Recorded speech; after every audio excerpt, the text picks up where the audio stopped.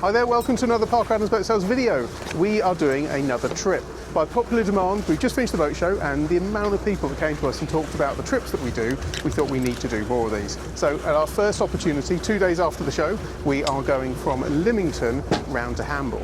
We have sold this beautiful Marex 310 Sun Cruiser. Jonathan is here. Hello there. And Nick is here.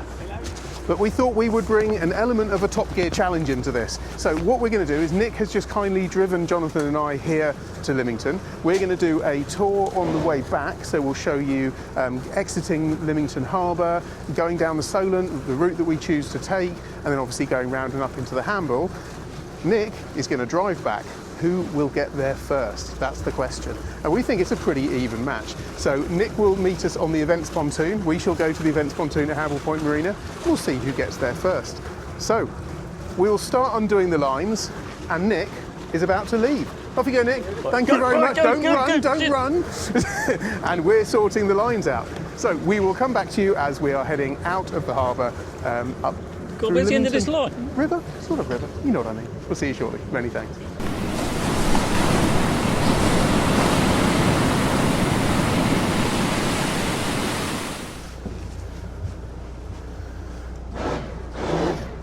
Okay, so we're just heading out of the berth now. Bow thruster there working hard. Really like the low speed mode on this. So what have you found there? Well, there's a low speed mode, so when you're manoeuvring, if you don't have it on, it's quite clunky. Yep. You know, then you're away. If you press low speed mode and you go in gear, ooh. Interesting. And there's no sort of clutch engagement banging and crashing. You don't feel it. No, you don't feel it. It just gently engages. So when you're doing really slow manoeuvres, it's just sort of like, ooh, that's really nice and easy, as opposed to. Makes sense. And that's, of course, that's the later generation drive on this boat, which is why on the newer generation you can add joysticks onto them without the banging and crashing noise that you sometimes get on the older stern drives when they add joysticks. So it's a real benefit to have that new system on it. So we're just coming out here. It seems to be quite busy here at Yacht Haven today. So always a beautiful marina, Yacht Haven. I think it has one of the best berthing facilities around. We can just have a little look around. Okay, they have, I think, already left. I've just got to the car. I'm in a Toyota Hilux, so it's not the fastest thing in the world. And unfortunately, Andrew has parked a bit annoyingly, so that's really slowed me down. So we'll see if we can get out of this car parking space without any issues. And then we'll be on the road. Just got to beat them.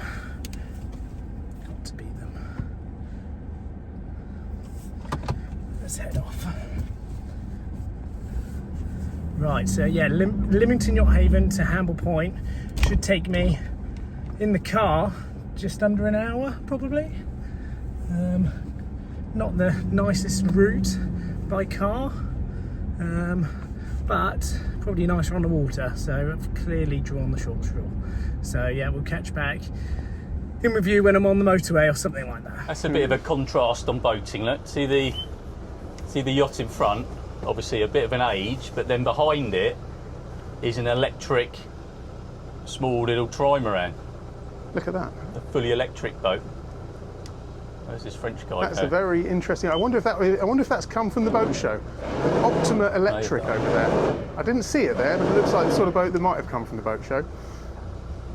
So you can see a bit of boating etiquette here as this sailing boat comes over to the port hand side and we pass it to starboard. Everybody knows what he's doing. Then heading out of here. It's very busy today. There's another boat coming in here, which I think we're going to. Thank you.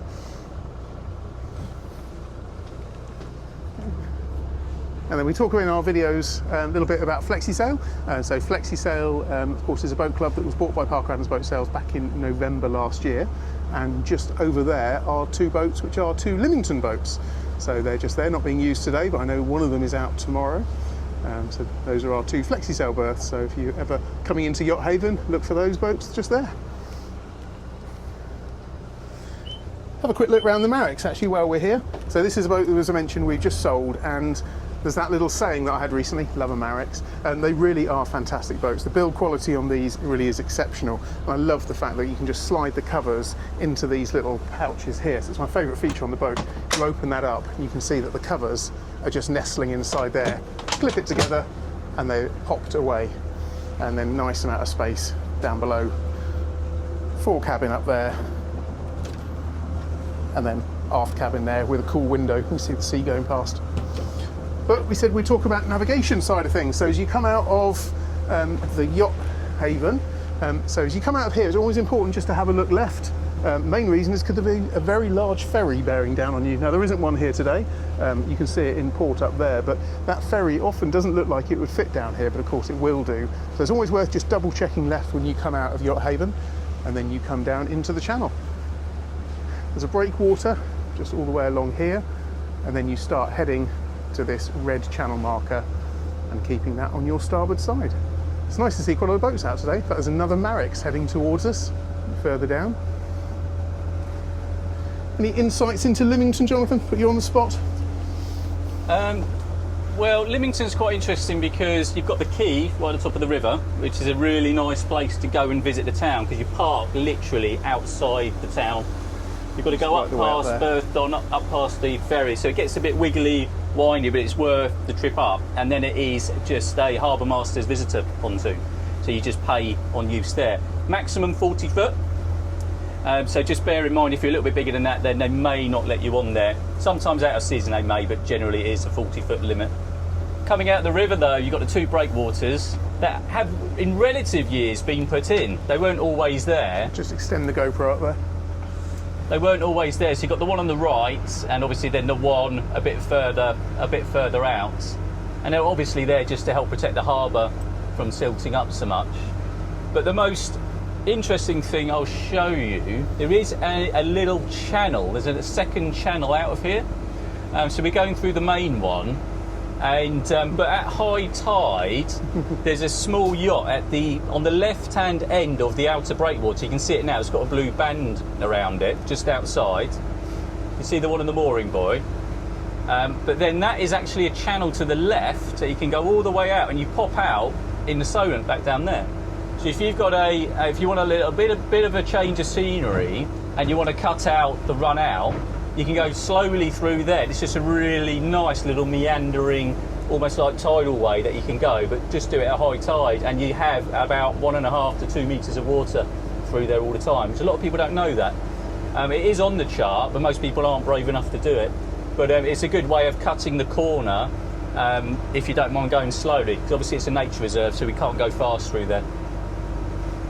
That's my little navigation tip. Very impressive. I think is that utilising your sea start days knowledge there? You used to cut through there. Well, sometimes when there's a lot of heavy traffic, it's just a way you can get back out into the Solent a little bit quicker, because it's about the same sort of distance as going all the way out to the end of the river. But of course, you're that much further down, so it just saves 5 or 10 minutes in the long run. You just see the entrance to that channel over there.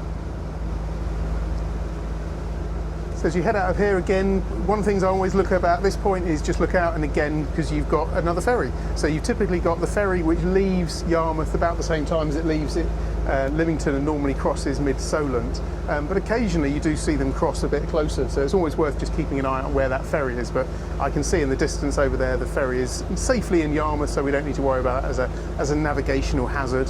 But just coming out of here now, staying to starboard of the channel, there's a sailing boat and a merry fisher coming up the other side. It's just a very nice day to be on the water. It's very warm actually. So although as I mentioned it's last day of September, got a jumper on, but to be fair I probably don't even need it.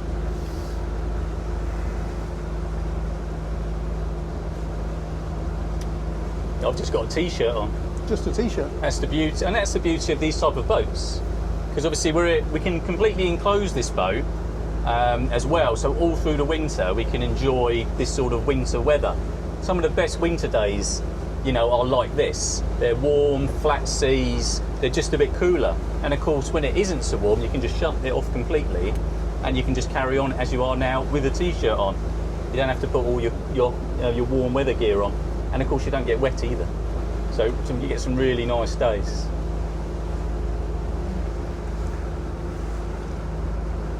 always like the view as you come out of Lymington. If you look off to the right hand side, you've got a Hurst Point over there, which is sort of the gateway into the Solent. And then as we get a bit further out, once we get off the structure which is just on the entrance of Lymington, just over there, is called the Basket. And by the time you get to the Basket, you can normally make out the Needles rocks just over there, which always gives you a nice thing to look at down this end of the Solent.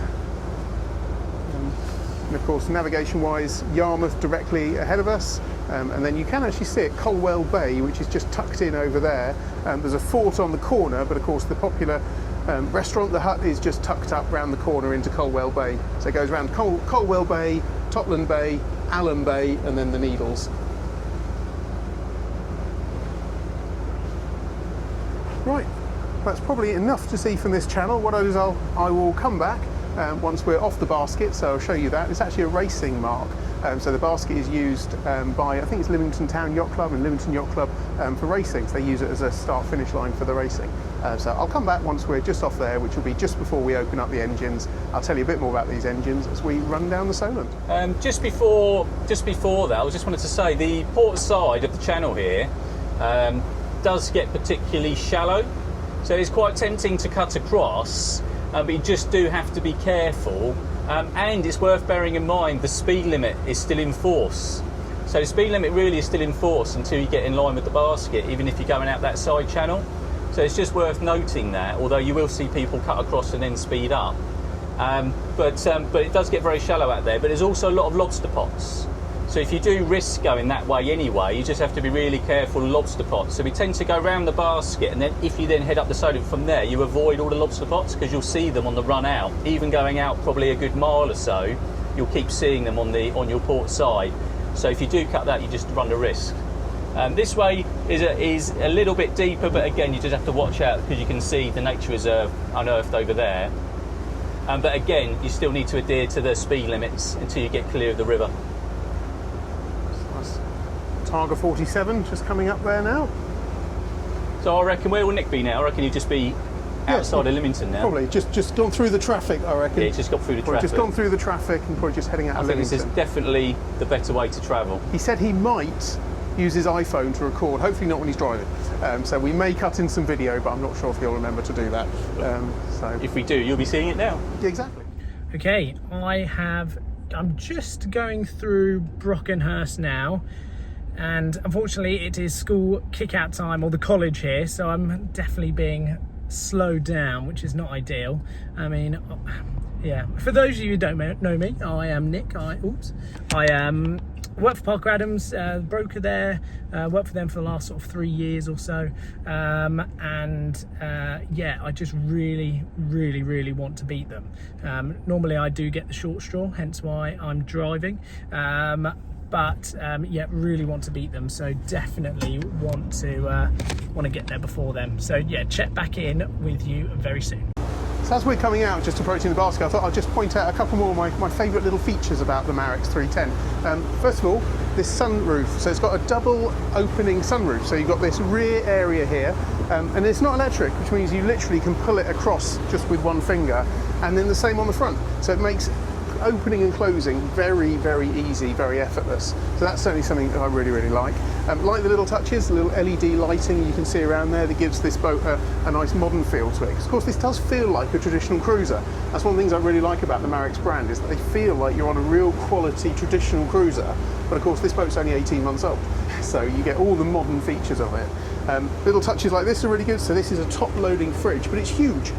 Look at that. There's just a really good sized fridge, and there's a few books stored in there at the moment because the fridge is off now and they're chilling nicely. And in terms of the driving position, what do you think about the driving position? First time you've been out in the Marax, isn't it, Jonathan?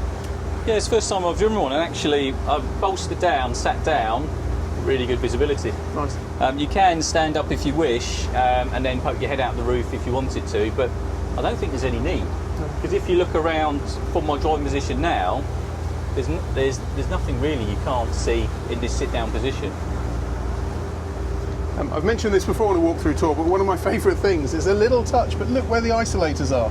They're just in a really sensible place. And the amount of times we go on boats and we spend ages hunting the isolators, hidden in a cupboard somewhere, for no reason. Put them in a sensible place, manufacturers. So Marex, I like the fact that they're just there for the house and the battery. So in terms of our position now in the channel, so we're coming out, we've just moved across more into the centre of the channel now because we're heading eastwards and there's no other traffic around. But that's the basket over there. So as mentioned, it's a racing mark effectively. So you can see there's flag poles on there to put up your postponements and various different racing marks. It talks there about where the Harbour Master channel is. So I think that says, what's the channel in here? 66, is it? Oh, it says it on there. My eyesight can't quite pick it up. I'll put that overlay on the thing where the Harbour Master channel is there, and a bit of advertising there. And effectively, that is where the 6-knot speed limit comes to an end when you get to the basket. Right, so we better speed up, otherwise Nick will beat us. We will. So we're single engine Marax. So it's got a single engine Marax, and then we'll just slowly build up speed. This also has the Volvo Paint Auto trim tab system. But as you can see, I'm just building up gradually, and we're already getting up on the plane. So even though it's a single engine, there's no problems at all getting up on the plane.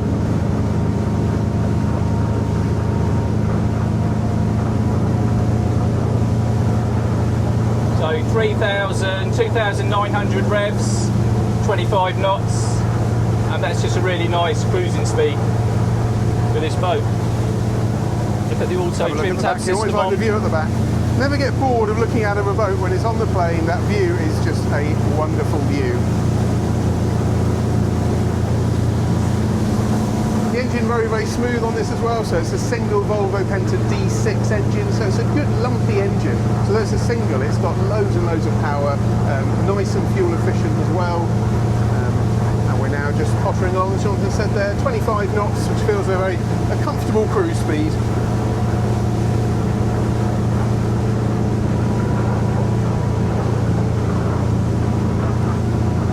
We head down the Solent now. You can see Jonathan has pulled off slightly to the right-hand side rather than go any closer, and that's because I can see, I don't know whether you will on the camera, but there are quite a lot of lobster pots, as Jonathan mentioned.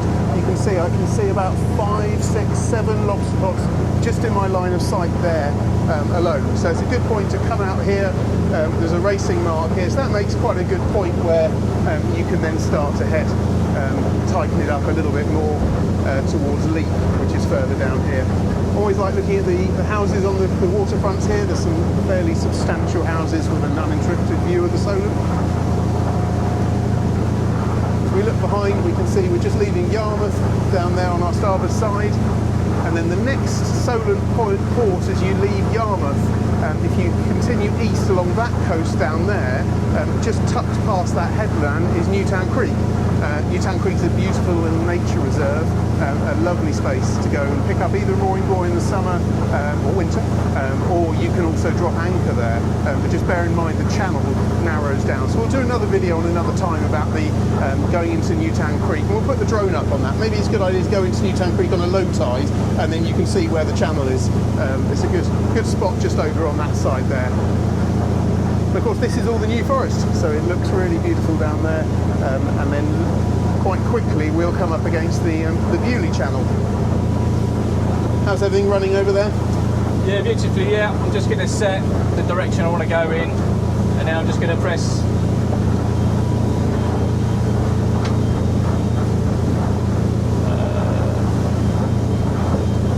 Is that saying, are you sure you want to go in that direction?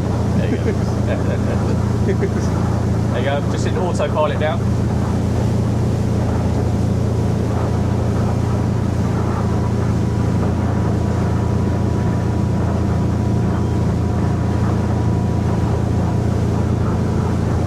I've talked before on the Marax, so we've also got a Marex 360 for sale, and I talked about how the bow on them is quite blunt. So what that does is give you a huge amount of space down below, but it means it still has a very sharp entry point in the water. So it feels very, very solid. Look, it's by no means a rough day today, but you can just feel, even in the little bit of movement you're doing here, that it's a solid boat. There's very little noise coming from down below. On some boats where it's open down here, you can hear the noise of the water hitting the hull, but you really don't have that on a Marex. They're such good quality boats. But you can see the shape of the boat there is quite wide at the bow, and of course you have lots and lots of teak around as well, and then you've got a sun pad cushion on the bow as well. Look pretty comfortable there, Jonathan. Sorry? You look pretty comfortable there. Yes. Well, it's very easy, isn't it? Very little you have to do at this stage. Yeah. Well, that's the beauty of, you know, travelling by water. Yeah. We're not dealing with Lick at the moment. You know, you'll be in traffic, trying to get around Brockenhurst, trying to get around Lyndhurst, and I'm just sat here watching the world go by. It's quite nice, isn't it? I'm not moving. Just made it through Lyndhurst. Well, I've just made it to Lyndhurst, and yeah, it's pretty slow around here. It's just sort of a one-way system. So I'm just at the moment, I'm just thinking about how smooth sailing they're going. You know, they are just, you know, no traffic. Probably it's a beautiful day outside. Probably not that many people out there. We're just coming into, you know, about to come into October, and I'm going through Lyndhurst at prime rush hour. He's probably got the trains crossing wrong as well. The train's probably going in front of him. Yes, he'll be waiting for the train to get past. We're going to crash him, aren't we? Yeah. We've got it, haven't we? I reckon we've got him. No way he's going to get back in time. No way. So just to get distance on timing wise, so if we were heading straight over to Newtown Creek now, we'd probably be in the middle of the Solent. So the trip between Lymington and Newtown Creek, once you open up to 25 knots, is probably, I reckon that's probably 15 minutes, 20 minutes tops. It really isn't very far. That's one of the things I love about the Solent, is the Solent has got so many places that feel really different within a very short space of each other. And that's just something I think we're really blessed in this area, to have so many lovely places to go boating. It's quite a common theme actually, where people buy a boat from us with the intention of taking it to another part of the country, but leave it with us for a couple of months, use it, and then end up saying, do you know what? I think we're going to stay a bit longer, and then tend to then keep the boat here for a year or so before then taking it to where they originally planned. We're blessed with some lovely places. Nice little traditional boat there.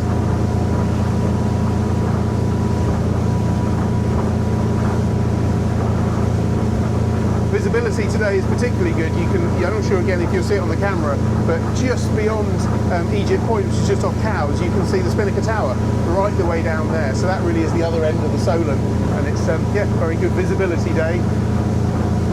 Port's downhill over there, marked out with the chalk cliffs,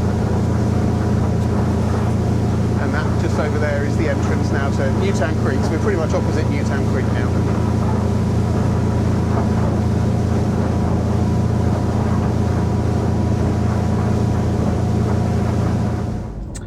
Okay, so we are just about to go onto the M27, which is good because we've done all of the New Salt Forest area now. Now, the M27 is great for about 5 minutes because then you go into the average speed check area, which is 50 mile an hour, which is, it's going to be so slow considering they're probably doing, God, I don't know, 20, 25 knots. It's just so slow. So yeah, I mean, I'm still hopeful. I still think I'm going to beat them. So just purely, you know, I feel like I'm going to beat them. Now, we shall see. But we are just about to speed up now, which is excellent.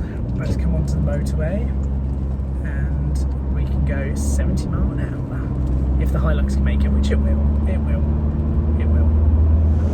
So I've come downstairs and Jonathan's come up with a very good idea. I should show you what the view is out the window.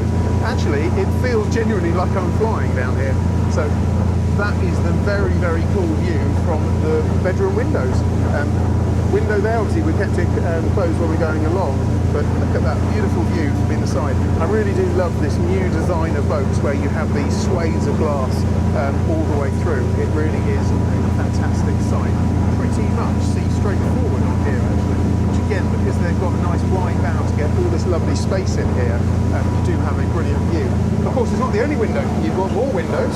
So if we go into the heads, look at that. Another lovely side window in there. And then if you wanted to have a little nap in the rear cabin, look at this one. Much, much lower to the water now. And just a brilliant view in there. Again, it can be opened. And that's the rear cabin on this 310. Yeah, these windows are very, very cool. And then one more there, just in the galley area. Just going down now. You should always keep an eye out for Solent dangers, and very sadly there is a wreck just there. I'm not sure if you can just see there's a sailing boat completely submersed, and they put these marker buoys in to mark the wreck. So there you have just a mast sticking up in literally the middle of the Solent, and then they put out these marker buoys to show that area, do not go in, danger. Yeah, sad to see that. Jonathan was just talking a little bit about the fuel consumption side of things. Yeah, so as I said, we're doing 25 knots, and it's quite a big boat. So, and it's single engine, but it's only burning 55 litres an hour, and that is kind of, if you think about it in the sort of length of the boat, so it's 31 foot. If we do have a axle bar 28, and that will run about the same sort of literage at the same sort of speed. But of course that boat's, there's one going past there, so that's an Axopar 28 there, single outboard. A 29 over there. It's a rare boat. A rare boat, that one. Yeah. Similar length, maybe a couple of feet in it, but essentially a boat that's probably half the weight of this one, and that'll burn similar fuel usage on the outboard. But of course remember, petrol is about £1.80 on the water at the moment, where we can still get a discount on the diesel for this. So actually when you consider the fuel cost, and the better economy, it's actually quite an economical boat. Yeah. It's quite interesting that when people see motorboats particularly, they think that anybody that owns a motorboat must have a bottomless pit of money to be able to run it. But from a running point of view, just put that into context, so 55 litres an hour, if you get a discount in one of the marinas because you berth there, then your cost of your diesel is going to be around about £1 a litre. So at 25 knots, you're doing 25 miles, and it's cost you about £50. So what I'll do, I'll drop down to 2,500 revs. We were on 2.9, I'll drop down to 2.5. You have remembered the race, haven't you? Don't drop down for long. Don't drop down for long here. So I'm now doing 20 knots, right? So 20 knots is a fair cruising speed. But I'm now down to 48 litres an hour. So I'm only saving 7 litres an hour. And it's going to take me longer to get there. So in fact, and you can feel it kind of coming down a bit, so I'd probably have to put the trim tabs right down, put the drive right down. Does it? And what you tend to find is it becomes just as economical to do 25 knots as it does to do 25 for the distance you're going. So just dropping 7 litres, but we're losing 5 knots, so we're losing a fifth of the speed, but we haven't dropped a fifth in the amount of fuel consumption, not quite. But even if it's the same, it's definitely not better. There's no benefit. So there's no benefit. Yeah. And of course, the bow's up a bit, so I'd have to trim tab downboard to get the bow more down. So if you look at the angle now, it doesn't feel as comfortable. The boat almost feels like it's labouring a little bit now. So you're always battling with getting a boat on the plane. So your most efficient speed, if you want to go somewhere at speed, rather than just doing 5 knots everywhere, is you need to get yourself on the plane with as little trim tab as possible, the drive leg just positioned maybe just slightly up, just to get your best performance. The less amount of hull in the water is your most economical. If you go flat out, you're putting so much load on the engine, it will drink lots of fuel, so you need to back off. And it's normally around 80% of the total sort of revs, if you like, is normally about right. So this will rev to about 3,500, and cruising at 2,900 to 3,000 is spot on for it. It's just the right, and straight away, I've only come up 300-400 revs, and straight away now the bow's dropped, it feels smoother, it feels like I'm fully planing, and I've just gained 5 knots. and I've only come up 300 revs. And it really makes a difference. And even now I'm doing 53, 52, 53. So it's only come up 5 litres an hour, but I'm doing a good 5 knots more. So it's quite a good lesson in, you know, fuel economy really. Don't always think faster is more uneconomical. Sometimes it isn't. So I'm just going to pull away and look over the side here. So in terms of where we are in the Solent now, we are pretty close to the entrance to Lymington, entrance to Bewley, get my names right.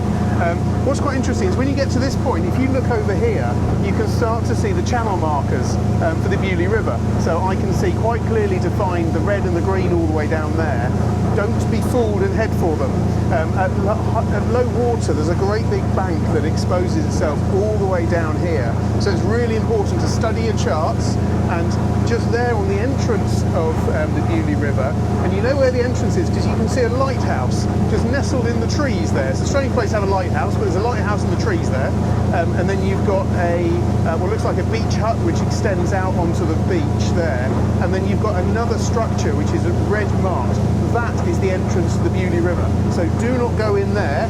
Make sure you're entering along this side here. Then obviously once you go in, then you're picking up the red and the green markers as you head round the channel. But yeah, just because you can see red and greens here, don't just head for them. Always study your charts and head over there.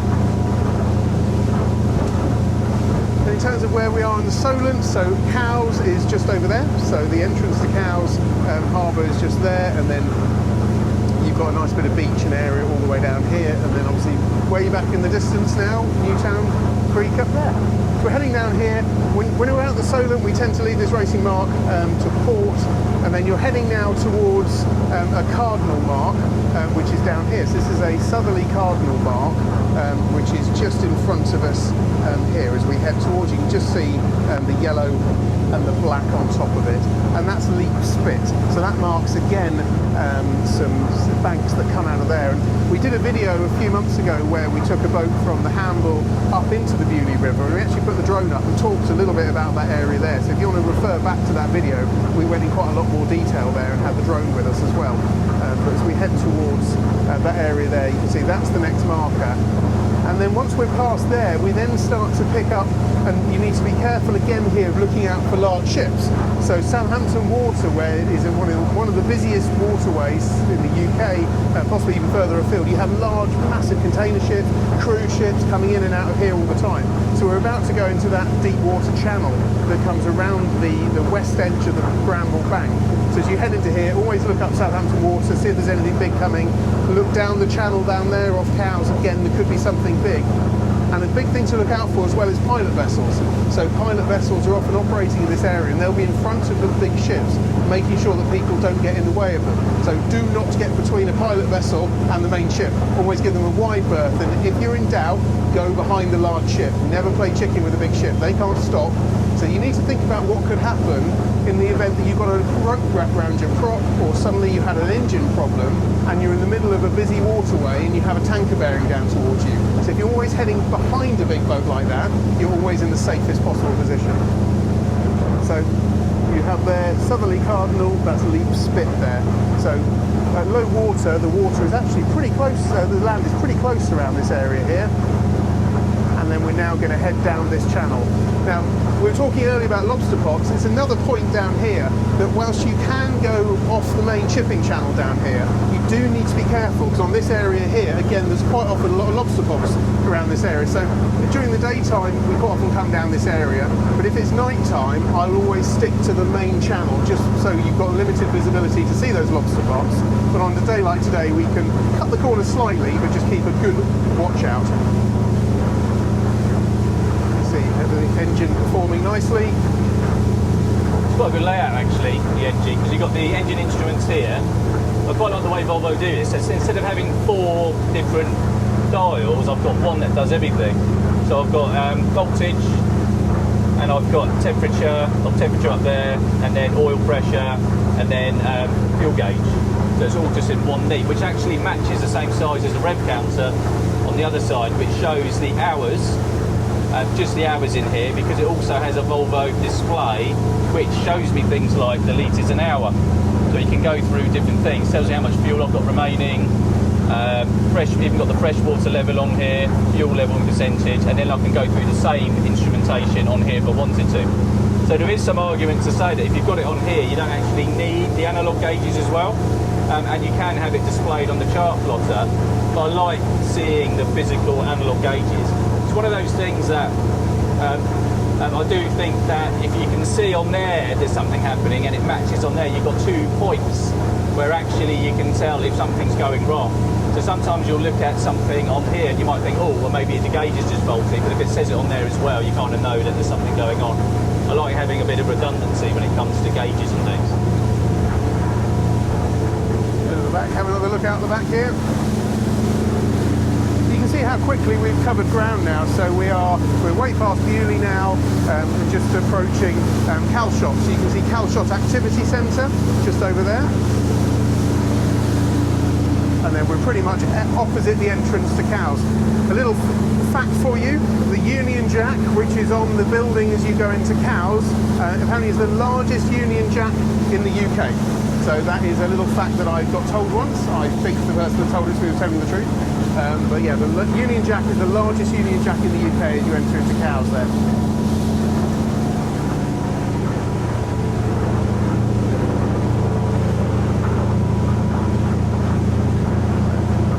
Shot down here, and you can see as we run down here, there's one of those lobster pots. So because it's daylight, we come into this area here, but there's one lobster pot there, there's another one just over there, just next door to that racing mark in black. Now, why lobster pots get made in black is a mystery to me, because it just makes them so much harder to see. So yeah, if you're a fisherman listening out there, please make your lobster pots more visible. There's another couple over there. Again, there's a black can. Looks like there might be a white one there with a flag on the top of it. But just in that space of just less than 30 seconds, there's 4 lobster pots in this area, which just goes to show, if you are doing this passage at night, really important to stay over there in the main shipping lanes. In fact, we look forward, there's another lobster pot I can see just glinting in front of us as well. Another one there. So again, there's a lot. I reckon there must be 20 or 30 lobster pots just in this little area here.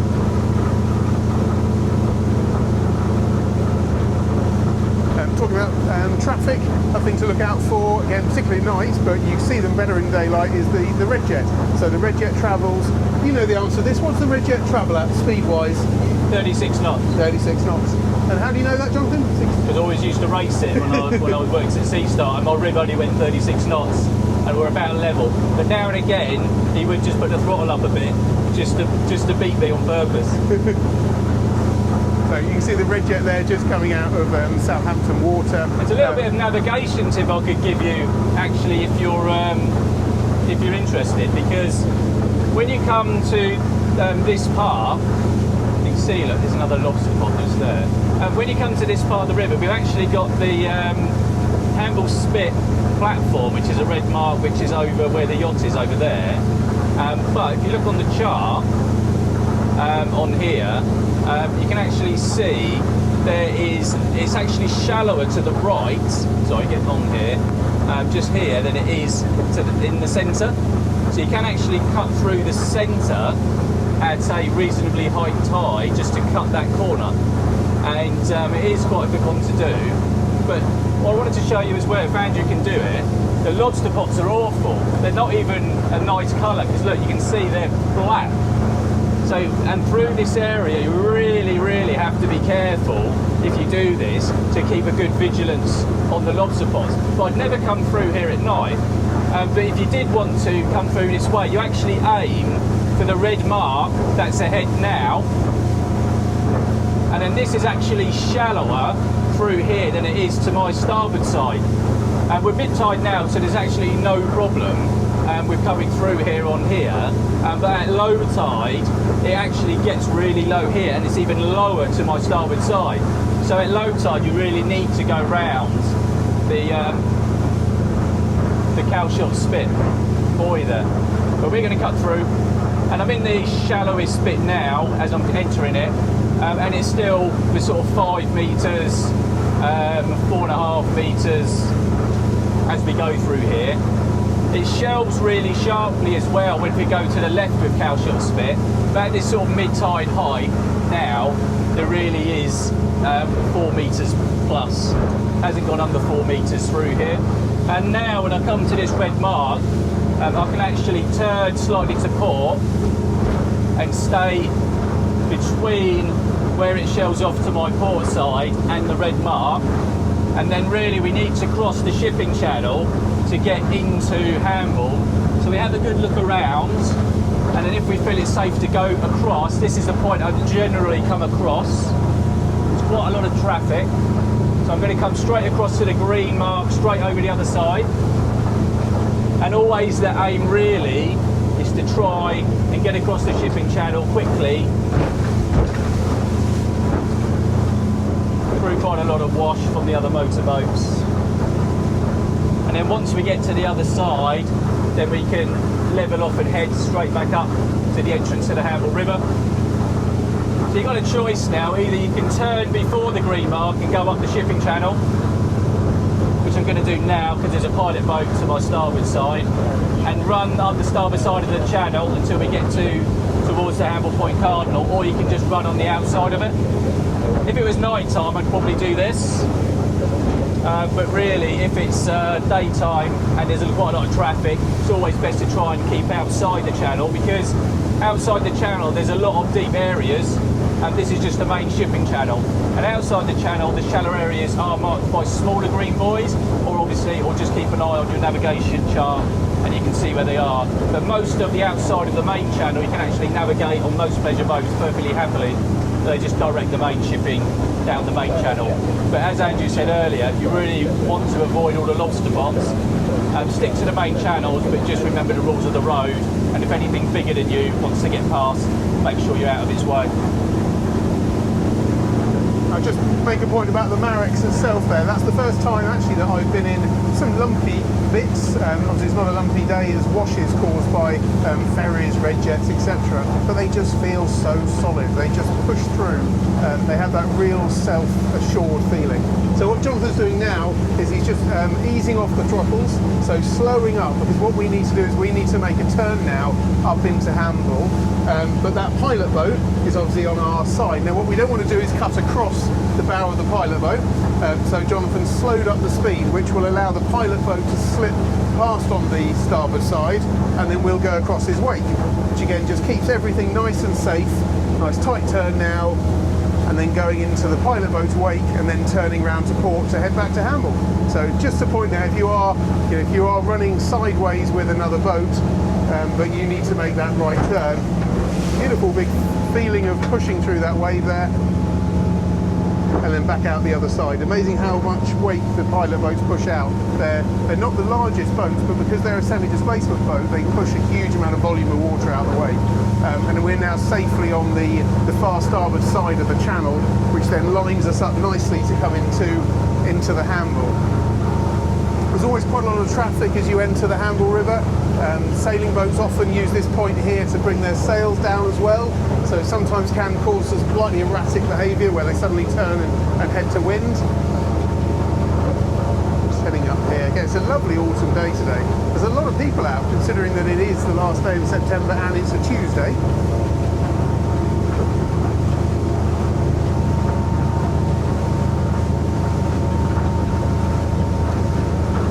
Rowing boat there, that's one of those cross the Atlantic rowing boats. I can't imagine crossing the Atlantic in one of them.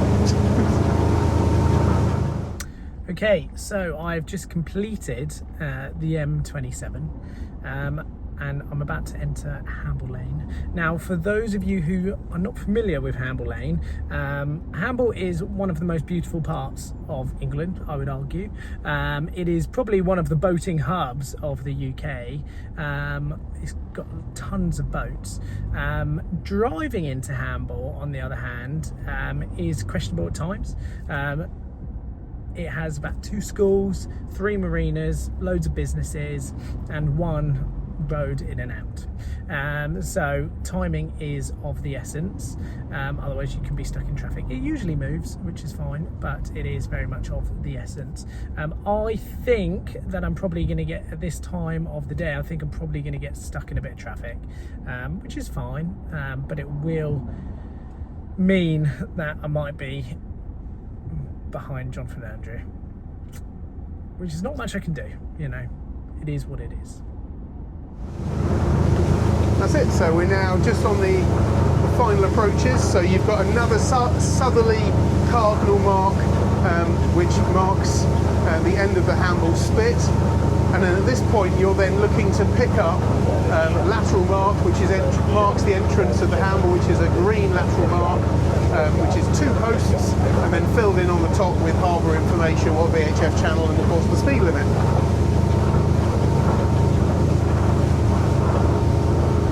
And the big question is, where's Nick? Yeah, that is a big question. I didn't look at how long time we've been, to be honest. We shall have a look at what that is. But I think it's going to be a pretty fair fight. Familiar sight of Forley Refinery over there, very industrial part of coming into Southampton. Red Funnel Ferry, that's the main car ferry over there. And then we're just bringing her off the plane now, so Jonathan's just reducing the speed down. And then making sure that we're doing 6 knots by the time we hit that cardinal mark on the end. Sorry, lateral mark.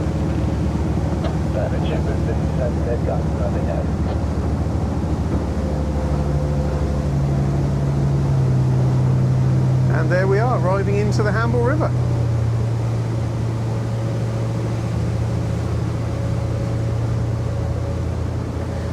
So obviously you enter the Hamble River, staying on the starboard hand side. It's a nice wide channel at this point, but it does narrow as you go down. If you come down here at a very low spring tide, you'll notice that actually the channel, it's surprisingly narrow down at the end there. Sea Otter, no, the owners are there. They keep their boat just ahead of where I keep my own boat, actually. So Royal Thames Yacht Club members there coming up the Hamble. Now, it's always a nice scene coming up into the Hamble. Warsash is on your right-hand side. And then part of the maritime maritime college is just on the right-hand side here. They've got a lifeboat testing station, so that's where they do their drills before they go off onto cruise ships and things like that. And then the building there, which was part of the Southampton University Maritime College, that's actually all being dismantled at the moment. So there's houses that will go into all of this area here. Nice position for houses, actually, because there's a little nature reserve all around there. It's a nice part of the world. In fact, Jonathan lives in Warsash, don't you?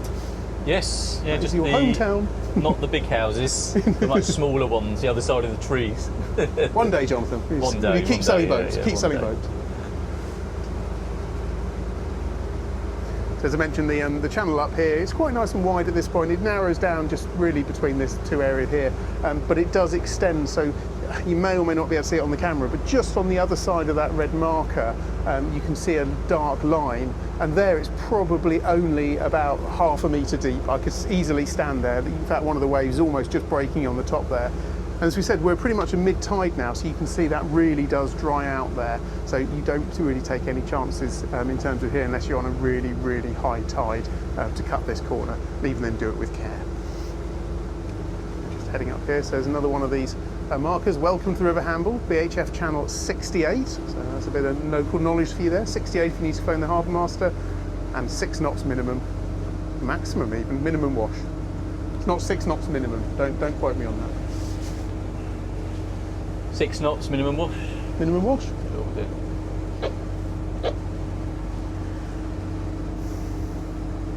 So we can't phone Nick, can we? We better not phone him. We'll leave the element of surprise. Do we beat him, or?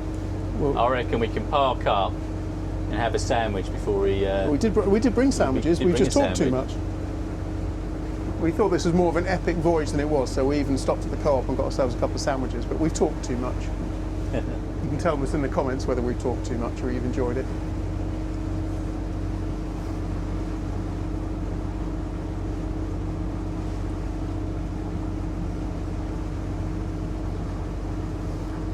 And then our home marina. So this is where Park Adams Boat Sales has our head office. So based here. always nice to see it's proper working marina, Hamble Point. I've always enjoyed working in Hamble Point Marina because there's a lot of trades there. Some marinas have become quite soulless nowadays, but actually Hamble Point, there's pretty much everything that you could possibly need for your boat in terms of engineering, seakeepers, Osmotech, repairs with Destiny Marine, electronics fit out, A1, just all the companies that we work regularly with, and it's really good to have a proper working yard with lots of things on hand. Draw this attention to monster house here. So there's a huge property there. Quite funny little story on that house is that when that house was first built, there was lots of comments on the local Facebook groups going who lived there, and one person, I think it was only one person, mentioned it's Tom Hardy's house. And now I think the amount of people that believe that it is Tom Hardy's house is unbelievable, just from a little bit of false information, but I can confirm it's not Tom Hardy's house. But it is a hell of a pad there. It's a sort of a Hollywood home there with very stripy lawn. Not noticed this stripy lawn before. Yeah. I've been watching that since he seeded that lawn. That was just dirt. It's not turf, proper seeded lawn that is. Wasn't it? Yeah, it's beautiful. What's funny is the house that's just on the right-hand side used to look huge. I remember looking at that house on the right-hand side going, that's a massive house. Although it is looking very green for a hosepipe ban. It's a very good point, that, isn't it? Yes.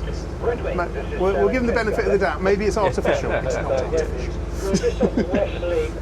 So this is now the main sort of entrance as you come in. So always think of the main entrance bit here is by this lifeboat testing station. And then this here is the event pontoon. So this is what they call Hamble Point's event pontoon. And I can't see Nick waving at us. So at the moment, I think we've probably beaten him. We've probably beaten him, I reckon. A little bit of history there, so up on the hard. So the container... See what we could do with Andrew? Yeah. Some fenders. Fenders. I suppose it might be important there. I'm just talking to you. I'll do the fenders while I talk about a bit about Maiden. So Maiden, the round-the-world yacht by the first all-female crew, is just out of the water there, next door to our flexi-sail container. So just next door there.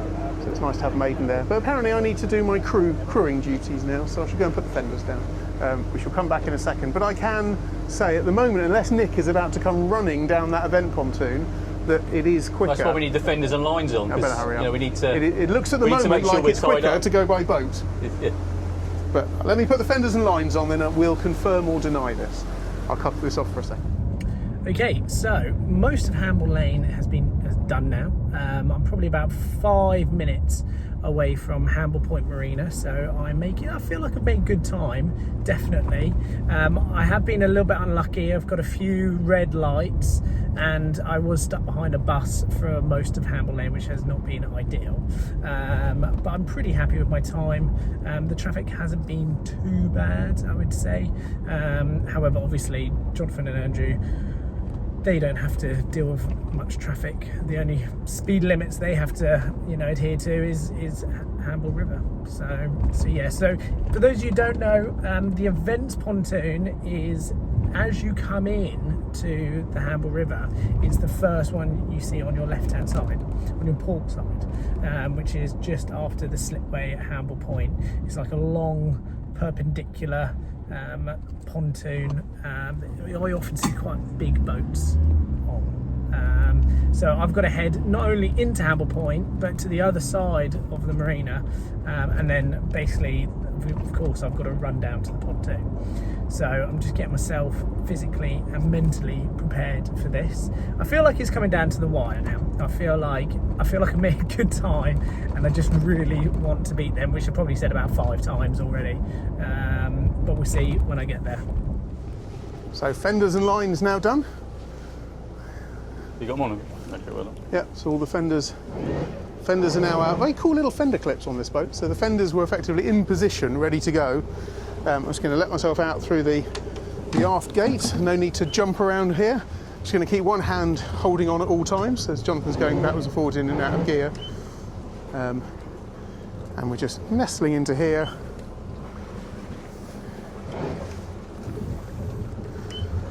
Beautifully done. So I'm now going to step off. As soon as I step off, I'm just going to make this line fast around here so we know that the boat is tied on. I then work my way forward. Always tie off the first line, then you know that it's tied on. Then Jonathan can pull forward on there if he wants to. Drop that down around the fender. and tie that onto there as well.